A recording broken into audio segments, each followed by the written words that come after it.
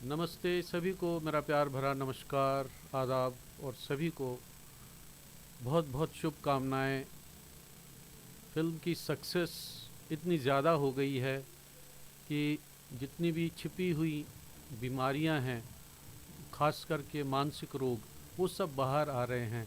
और इसके लिए मैं डॉक्टर्स को अ, हृदय से धन्यवाद देता हूँ, क्योंकि कई दवाइयाँ असर नहीं करती हैं। कई दवाइयाँ असर करती हैं जल्दी जल्दी। किसी दवाई को डेकेड्स लगते हैं असर करने में। तो एक अच्छी दवाई जो अभी एक और डॉक्टर ने बनाई, द कश्मीर फाइल्स, उस दवाई से बीमारियों का जो सोर्स है वो पता चल रहा है। क्योंकि इस दवाई से जो रिएक्शंस आ रहे हैं, लोगों का सैलाब है, आंसुओं का सैलाब है, जो पूरे भारतवर्ष में जो है लोगों को मतलब इंस्पायर कर रहा है। यादें, पेन्स, दर्द, सब दुख बाहर आ रहा है एक बार फिर। 1990 में जहन पहुंच गया है और उस यातना को हम याद कर रहे हैं। ऐसा नहीं है कि हम भूल गए थे, मगर हमें आज की ज़रूरत के हिसाब से भी चलना है कि आज हमें क्या चाहिए। जेनोसाइड बिल, न्याय और बहुत कुछ ऐसी चीज़ें, उसके बाद ही हम वापस जा सकते हैं। क्योंकि जिस आतंकवाद और जिस टेररिज्म की वजह से हम अपना घर बार छोड़ के आए, उसके कारण कई थे। उसके कारण के पीछे पाकिस्तान का हमारे कश्मीरी मेजॉरिटी समुदाय को यूज़ करना, मेजॉरिटी समुदाय को गुमराह करना, और उस कुत्सित जो डार्क एक्ट है जो नहीं करना चाहिए था, उस काम में मुनव्विस किया कराया गया। तो उसके लिए बहुत सारे लोगों को पछतावा तो है। मगर आज जो टेलीविज़न से, सोशल मीडिया से हमें सुनने को मिल रहा है, डिनायल ऑफ आवर पेन, कि ऐसा हुआ ही नहीं, ये किसी शाप से, किसी बद्दुआ से कम नहीं है। डिनाई करना कि ये सब नहीं हुआ। मुझे तो लगता है कि विवेक अग्निहोत्री साहब ने जो दिखाया वो तो बहुत कम करके दिखाया है, ताकि कहीं सिनेमा घरों में हार्ट अटैक ना हो जाए किसी को, और मामला कुछ ऐसा ना हो जाए कि लेने के देने पड़ जाएं। इस फिल्म के पर भी सेंसर की कैंची चली है। ठीक है, अपना अपना रूल्स एंड रेगुलेशंस फॉलो करना ही पड़ता है। मगर सबसे बड़ी बात है कि मैं एक मैसेज देना चाहता हूँ। I heartily thank the situations, the divine intervention of almighty God, हमारे संत मुनि, जो हम वहाँ से बाहर आए। We prepared our selves for the new Kashmir. अब नया कश्मीर बनना है, उसमें हमें भागीदार होना है।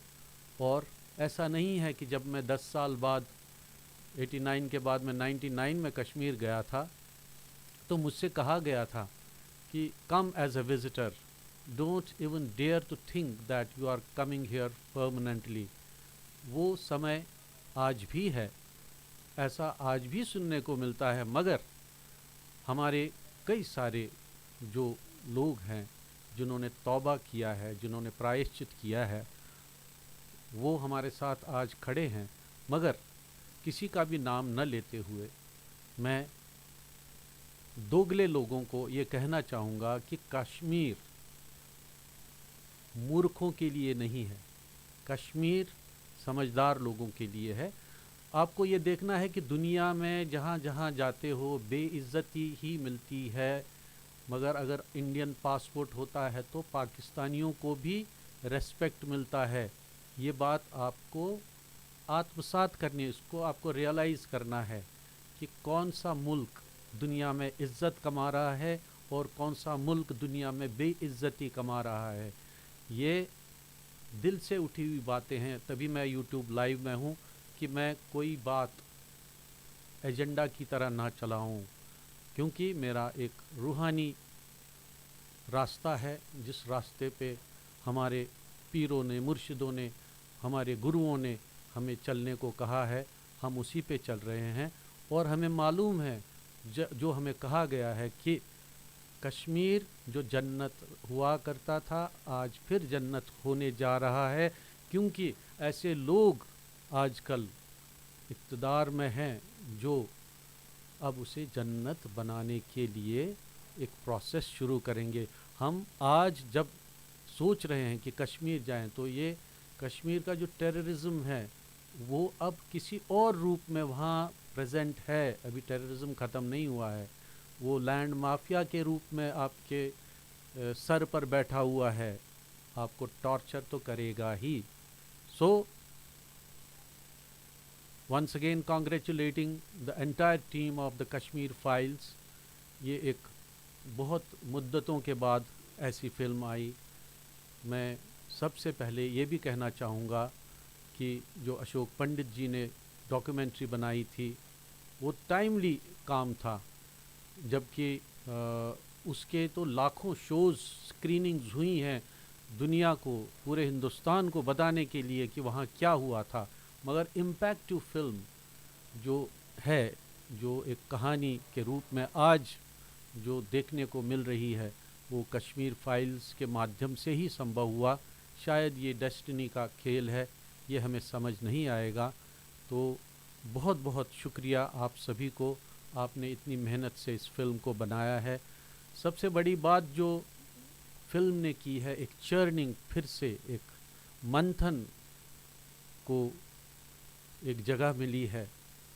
आज लाखों लोग इस पर बोल रहे हैं और इसका संज्ञान आदरणीय सुप्रीम कोर्ट को लेना ही चाहिए और बजाय रिजेक्ट करने के इसमें पहल करनी चाहिए। बल्कि हम तो कहते हैं कि करोड़ गुना वो सब हुआ है जो फिल्म में मात्र 3 घंटे के अंतराल में बताया गया है, वो तो कुछ भी नहीं है। जो हुआ है एक्चुअल में वो और भी बहुत भयानक, बीभत्स और भयंकर इतना है कि अगर उसको फिल्माया जाए तो कोई बड़ी बात नहीं है कि लोगों की जान पर बन आएगी।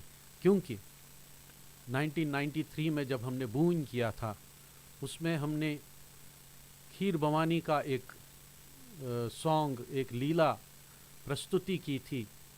उस प्रस्तुति के पीछे एक बैकग्राउंड में वितस्ता नदी और ललदत स्कूल का जो चित्र लगाया हुआ था।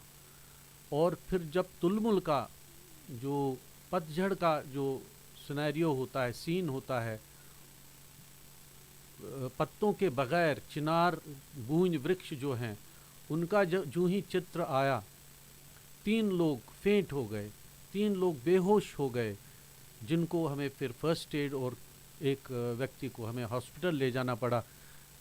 तो अगर ऐसी फिल्म आती है तो क्या ही होगा।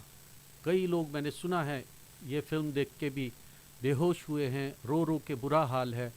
तो चलिए, ये मंथन हुआ ही और इसका संज्ञान जो कंसर्न्ड लोग हैं, आदरणीय प्रधानमंत्री महोदय, आदरणीय होम मिनिस्टर जी और जम्मू कश्मीर के गवर्नर साहब, आप सभी पुनः अब देर मत कीजिए, क्योंकि अब देर की तो न्याय तो दूर की बात है, हमें पता नहीं घर जाना भी नसीब हो।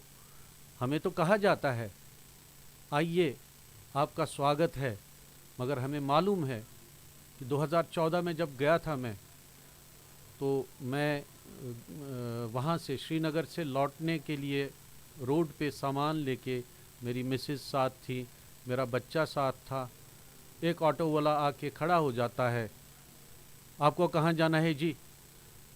मैंने बोला मैंने ऑलरेडी ऑटो को बुलाया हुआ है, मुझे लाल चौक तक जाना है। बोला नहीं नहीं, आप मेरे ऑटो में बैठो। मैंने बोला ज़बरदस्ती है क्या? तो उस शख्स ने हाथ नहीं उठाया, मगर उसने जो शब्दावली का यूज़ किया, मैंने भी रिएक्ट किया उसको, मैंने उसको भगा दिया वहाँ से। मैंने भी चिल्लाया उस पर, मगर उसने जो बातें कहीं वो हम नहीं सुनना चाहते हैं।